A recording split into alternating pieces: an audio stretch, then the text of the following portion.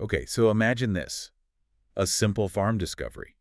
What if it doesn't just turn up an old plow, but something that challenges, well, fundamental physics? And not just physics. What if it tanks the global economy almost overnight? And then, maybe the strangest part, literally opens a door to another world. Right. We're not talking about a sci-fi movie script here. No, this is the documented source material, the accounts we have of the Fort Moxie incidents. And today we're doing a deep dive into these accounts. They're compelling, sometimes they even contradict each other, but they all detail these incredible events up in Cavalier County, North Dakota. It centers on two artifacts, right? Both just Yeah. impossible. Found buried in land that used to be under this huge glacial lake, Lake Agassiz. Exactly. Our mission today is to try and understand what these things were and, maybe more importantly, the huge impact they had on everything. Science, money, even, who controls what. Okay, let's start at the beginning because it sounds almost ordinary at first glance. It does. Farmer Tom Lasker, Cavalier County. He's out working his land on a low ridge. Just the kind of place you'd find old rocks, glacial stuff. Right. But instead, he finds this weird red metal plate sticking out of the dirt. Tough stuff. He described it as looking almost like a triangular shark's fin. He tugged on it. And the ground kind of gave way, and that fin, that little piece of metal, led to, well, probably the biggest archaeological shock of our time. So days to dig out, didn't it? Careful excavation, and they uncovered this massive vessel, completely buried, a yacht, basically. Sleek lines, 47 feet, 5 inches long, but with this really wide 17-foot beam. Intact. And clearly not, some old Viking ship or a modern boat that sank. No, definitely not. And the inside was the first big clue. This was something else entirely. What did they find? Unfamiliar symbols stenciled all over, bulkheads, cabins. The galley had these strange liquid dispensers. Nobody knew what was in them. And the washroom. Kind of odd, right? Yeah, a low, squat toilet. Looked purely functional, not designed for comfort, maybe. But the really weird part, the thing that just defies explanation, the lights. Ah, yes. The long green bow running lights. They were inside Lasker's barn, the yacht locked up tight, and the lights just turned on spontaneously. No wires, no power source anyone could see. That phenomenon, the self-powering lights, that's maybe the first hard data point that screamed, this is different. Though, some scientists initially tried to dismiss it. Anomaly. But they couldn't ignore the material itself, the sail material specifically. Right. That got sent off for testing. Researcher April Cannon at Coulson Laboratories took the lead on that. And her findings, well, they didn't just challenge chemistry, they sort of broke it. Fundamentally broke it. The material was a fiber woven from an element with atomic number 161. Okay, let's pause there. For you listening, the periodic table we all learned in school basically stops being stable way before that. Element 118 is about the limit of what we've synthesized and observed fleetingly. Exactly. Anything like 161, these transuranic elements, they should be incredibly unstable. They should decay almost instantly in a burst of radiation. But this stuff didn't. Not at all. The source notes describe this element 161 fiber as virtually indestructible. It doesn't decay. It doesn't react with other elements. Its electrons are extremely stable. So this wasn't just a new supermaterial. No, it was proof that someone, somewhere, had figured out how to create stability in parts of the periodic chart we thought were fundamentally, violently unstable. Which implies our understanding of the forces holding atoms together might be incomplete. Or just wrong, at least under certain conditions. It makes that yacht more than just an old boat. It's like a physics lesson from somewhere else. And when they realized nobody on Earth could even replicate the material, let alone the boat, the hunt began. Where did this thing come from? The material itself became the clue. Max Collingwood and April Cannon again. They brought in a geotech team. Ground search radar. They focused near that ancient shoreline of Lake Agassiz, specifically a place called Johnson's Ridge. Which is sovereign Sioux Nation land, important point. Crucial point. And they were looking for that element 161 signature, its stability. And the radar found something. Not another boat, though. No. Something much, much bigger. A massive round structure buried deep. The Roundhouse. That's what they called it. Huge. About 500 feet in circumference, maybe 20 to 30 feet high, and built right into a cut in the granite of the ridge. And made of. The same impossible material. element 161. Wow. So the scale just jumped incredibly. Absolutely. This wasn't just something left behind. It was an installation, a permanent structure. The sources really emphasized the geology. It was deliberately placed right where the old lakeshore was, maybe 10,000 years ago. They had to cut into the bedrock. Planned, ancient, purposeful. Precisely. And when this thing was uncovered, well, the public reaction wasn't exactly calm. Understatement. There was that storm, right? A severe thunderstorm. And No. during the storm, the Roundhouse started to emit this soft emerald glow. One account calls it an emerald halo over the ridge. Can you imagine seeing that? It must have felt like the end of the world for some people. It basically was for local stability. That glow kicked off widespread panic, fear. The roads around Fort Moxie were jammed, wrecks everywhere, people just abandoning cars to flee. Emergency services swamped. Multiple heart attacks reported. And the media, of course, jumped right on it. UFOs, aliens, total frenzy. But how did they get inside? A giant structure made of indestructible material. Where's the door? There wasn't one. Not visible, anyway. It took a young Sioux man, George Freewater, who was helping the team. He apparently touched a specific spot on the wall. An icon? Yeah, subtle image, like it was part of the material itself. A simple stag's head. He touched it, and a section of the wall just slid back silently. And inside? Inside was the mechanism. Smooth gray floor, a large ribbed stone disc set into, they called that the grid. And more icons? Around the grid. Yeah, smaller ones, an arrow, a G clef symbol, like in music, some rings. And when they activated these, Light show. a swirl of light is how it's described. Fast, luminous. This wasn't just a building, it was a star bridge, a device for instantaneous travel, non-Einsteinian, across cosmic distances. Okay, that realization. Indestructible materials, instant travel anywhere. That's not just a science breakthrough. That hits the economy hard. Oh, absolutely. Let's talk about that economic shockwave, because it's huge. The fear wasn't just about new competition, it was about obsolescence. Total obsolescence. Meaning?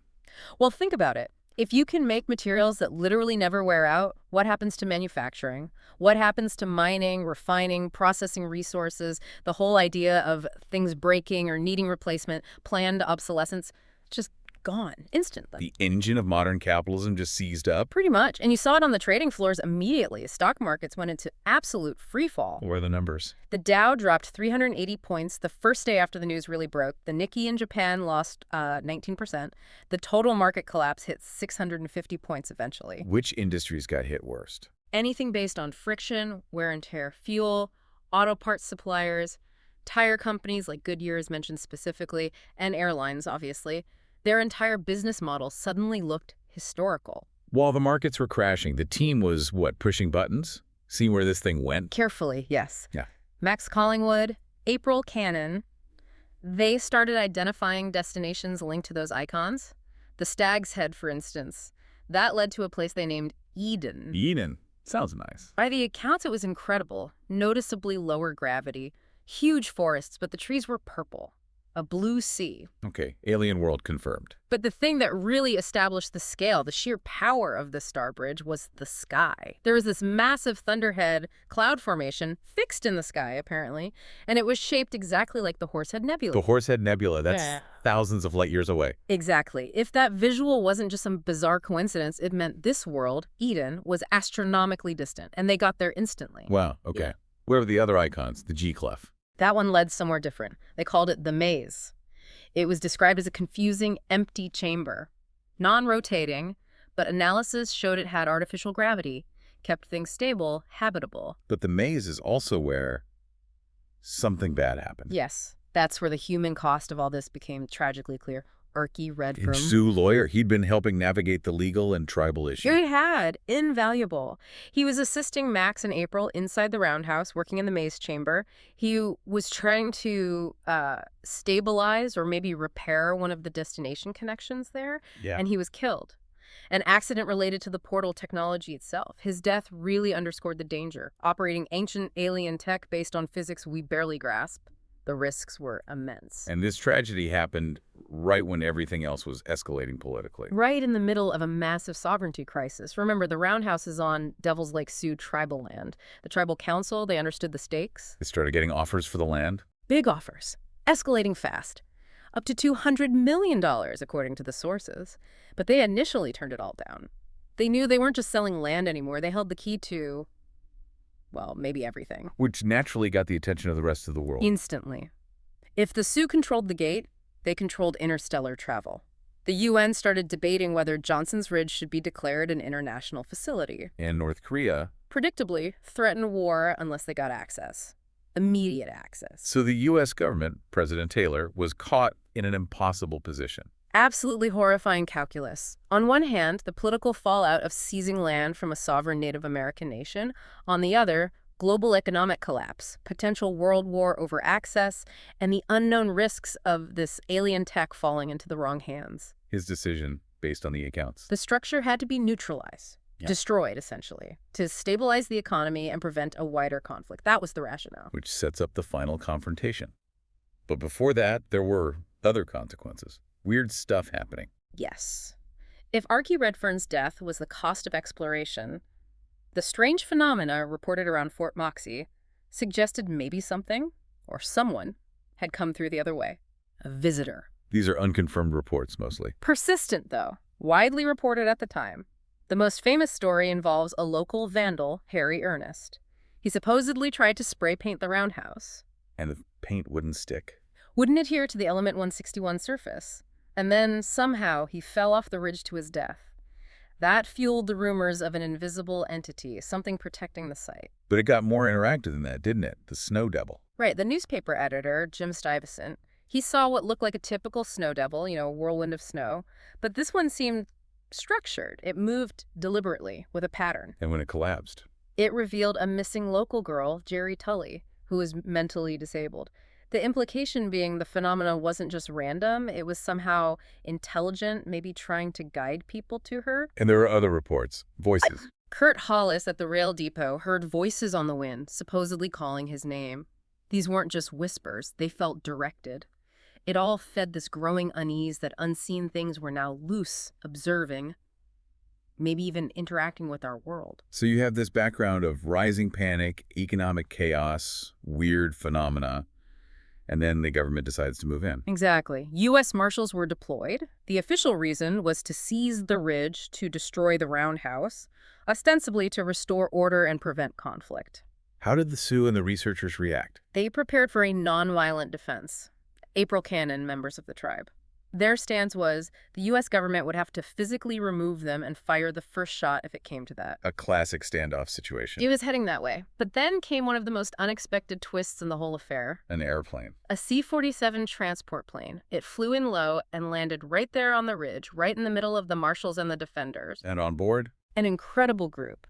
International scholars, scientists, celebrities, people like Stephen Hawking, Stephen Jay Gould, figures with immense global prestige. What was their plan? To act as a human shield, to use their international profile to basically dare the U.S. government to act against them. It was a brilliant, risky move. But it wasn't entirely peaceful. Tragically, no. The author, Walter Asquith, who was part of that group, apparently leaped from the plane in the confusion.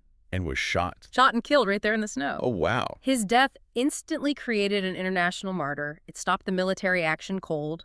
The Marshals suddenly faced arresting or maybe even firing on world-famous scientists and intellectuals. The media narrative shifted completely. From economic stability and security to the defense of knowledge, the morality of destroying something so profound, it effectively checkmated the government's plan to destroy the portal.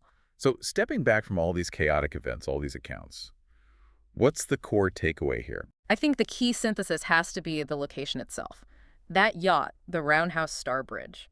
They weren't just random alien litter. They were deliberately placed on that ancient late Agassiz shoreline, cut right into the granite bedrock. A chosen spot, an ancient access point. Exactly. It suggests a deliberate, planned network. And what started as fear about technology disrupting markets quickly became this epic struggle over sovereignty, over access to the stars, with the Devil's Lake Sioux suddenly at the absolute center of humanity's future. And we know the Roundhouse wasn't just a single destination portal.